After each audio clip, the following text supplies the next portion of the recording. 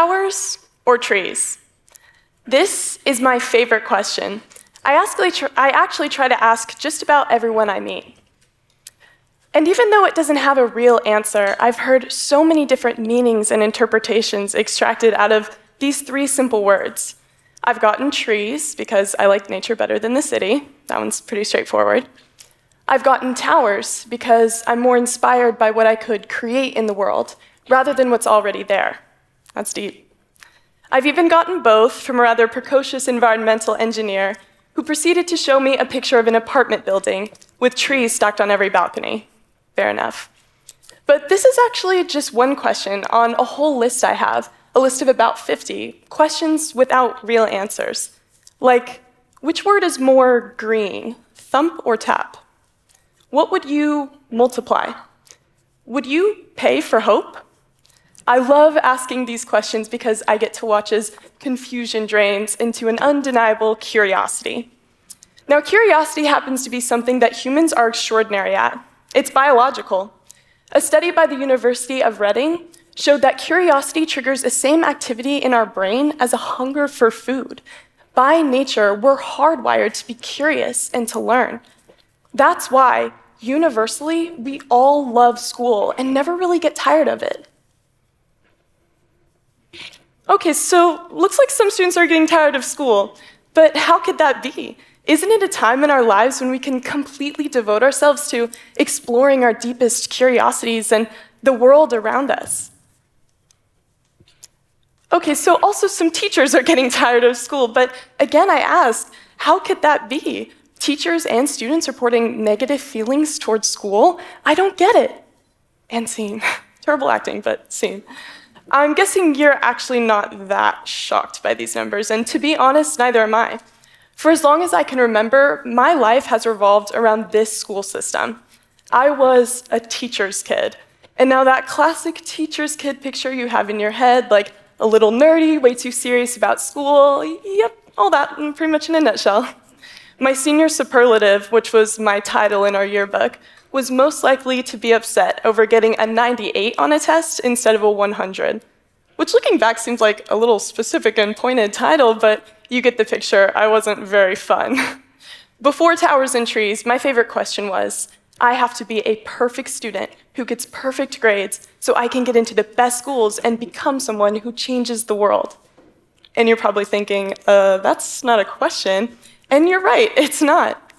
Pretty early on, I stumbled onto the fact that there was an undeniable formula for success in our school system. I wanted to be a perfect student, and thus I couldn't really be a curious one. But just like you, just like all of us biologically, remember, I am curious.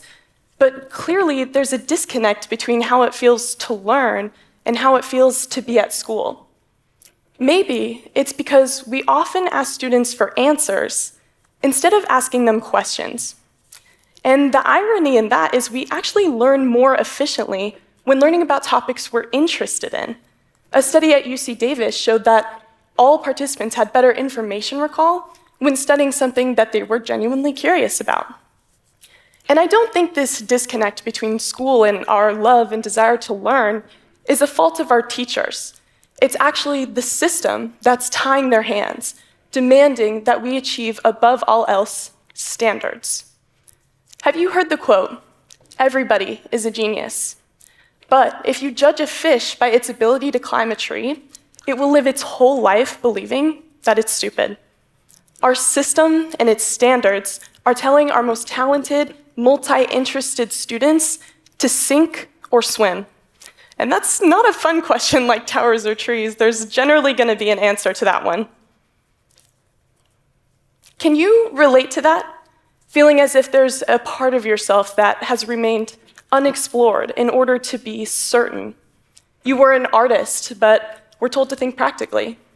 You wanted to be an engineer, but were told you weren't a math person. In school, did you feel more often like you were being asked to learn, or did you feel like you were being told to prove that you were learning something? I know I can relate to this, because after 4 years of staying up way too late to study for tests or do homework about information I didn't particularly care about, or even having panic attacks before my SATs because I really was convinced one bad score could ruin my entire life. After all that, I got in, yay! I got into my dream school and my by-the-book academic story had its happy Ivy League ending. But I was still, in this statistic, unhappy. And it really wasn't until my final year that I decided to take a look back at this. I actually lost my older brother, and I was about to graduate. A bunch of things were happening in my life, changing it, forcing me to reevaluate how I'd been living. And that's when I realized that I'd been walking through a tunnel that's built around academic success. It's consuming, demanding, it blocks out other opportunities. But at least now, I had the chance to decide what would be on the other end of that tunnel. Would it be another 4 years in university of striving for academic validation, the right answer to how I become someone? Or would it be a penguin? You see, I'd also gotten a scholarship to go to my state school, a public university, Arizona State.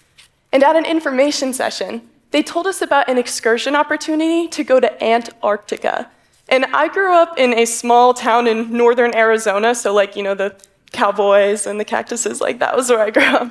So the idea of going to Antarctica was just crazy to me. Are you kidding me? You can go see penguins? You don't even have to be studying Arctic ecosystems or microbiology, but if you're curious, they'll let you go see penguins? But that was just the tip of the iceberg, because ASU also had this line in its charter: measured not by whom we exclude, but rather by whom we include and how they succeed. A student not judged by what they could prove they knew, but if they were willing to learn. So penguins and some new principles had me asking some very curious questions again, like why don't all education institutions value inclusivity over prestige? What role does prestige have to play in curiosity or learning? And so, the day after I received my dream acceptance, I kind of just rejected it almost on a whim. And if 10-year-old me could reach through time, I know she probably would have wanted to slap me, but I go to American University, so she wasn't facing $200,000 in debt anymore, so you're welcome, you nerd. And so far, being a student at one of the world's largest public universities has taught me a lot, namely, that brilliant, inspired, and curious people can come from everywhere, but also choose to go anywhere. My freshman year, I joined a lab where engineers built things like robot spiders that repel Martian craters. That's not a joke, they really built that. And drones that walk you home to keep you safe at night. When I joined, I was out of my element, but the environment here wasn't cutthroat or competitive. It was fundamentally curious, based on an open innovation skunkworks model. Here, I was never asked questions about my GPA that I'd worked so hard for or my stats. I was only ever asked questions I didn't really have the answer to, like, what is the craziest invention you think the world needs right now? Really think about that. What do you want to build? And valuing interest over immediate performance not only changed my entire education, but it also changed my life. I'd found an idea challenge for a global student innovation competition online, and I brought it to my lab, initially suggesting older, more experienced members submit an idea. But our director, Mark, instead looked at me and asked a question. Why don't you do your idea? I'd been designing a Chrome extension that would allow users to save resources into maps of their learning. And I didn't really have an answer to the question of why wouldn't I submit that, so I did. And the idea actually won. And in the process of learning, struggling, failures, like lots of them, but lessons, I was able to travel abroad for the first time in my life, develop a network of global innovators who inspire me daily. I was able to take an idea that was once just in my head and build it. And I was able to launch an education technology startup that people actively use every day. I think often, as students, we mistake pressure for support. As in my time, in building and exploring and investing in my curiosity and challenging myself, my grades, they didn't stay as perfect as they were before, But it didn't ruin my life like 10-year-old me had thought. It actually made it so much better when I was learning for the sake of building. And back to that thing about mistaking pressure for support. We're pressured to walk a certain path because we're told it's the best one. We're pressured to receive certain grades or scores because we're told it's an easy way to communicate our value. And that may be true. It may be an easy answer, scores and grades. But they will never be the right answer to the question, what is my value? That's true for our students, for our teachers, and pretty much everyone. By only ever asking our students questions that already have answers, are we really asking them to learn, or are we asking them to fit inside a box of success, one that doesn't necessarily represent them or their unique talents? This is a huge problem within our education system, and it's making us unmotivated and stressing us out and just generally unhappy. Our education is one of the greatest gifts we'll ever receive. This problem needs to change. But how do we step outside a formula of a system we're already in? How can we start building our paths today? Where can we go to ask our questions that don't really have answers? Well, lucky for us, we're actually living in the age of the most powerful tool for crowdsourcing information that's ever been created. You might have heard of it. It's called the internet. With 1.4 billion links available across the web, you can find something that will help you explore your intangible curiosities and develop tangible skills. The number of undergraduates enrolled in distance education was 186% higher in 2020 than in 2019, and it's only continued to grow. That's millions of people unlocking new opportunities and exploring their interests online, not with prestigious or overly expensive degrees.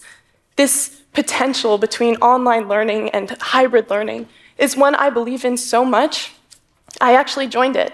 I recently enrolled as an online student at ASU. An aphorist called Pierre-Marc Gaston once said, "Judge a man by his questions rather than his answers." And this is the future of education. Online pathways that teachers can use to differentiate education for each uniquely curious and talented student, and those students can make their education their own. A future of education that does not judge, does not discriminate, does not gatekeep or standardize. A future of education that costs a student nothing and only gives. The system may now give you a label, C average, even straight A. But take it from someone who lived by the academic book. If you approach your education with a genuine desire to create something of your own, no perfect grades will ever get you further than that. We still face the digital divide. This is an undeniable issue and a gap we must close, because curious learners of the future will never be limited to the information or the standards that exist around them. They have access to the internet. Here, you can learn to write a book and learn to publish it. You can learn a new language. You could be a filmmaker. You could even learn to start a company out of your dorm room. And this you requirement, it doesn't have a certain age or look a certain way, a certain occupation. It especially doesn't get certain grades. In fact, you don't even need to have a passion to start. You just need a problem, something you want to solve, a question that you're curious about. So use these links. Don't imagine what you will build. Build what you imagine. Don't allow your education to be limited by standards. Don't leave any curiosity within yourself unexplored. Whether it's in your life, in your classroom, or online, keep asking questions, especially the kind that don't have right answers. Thank you.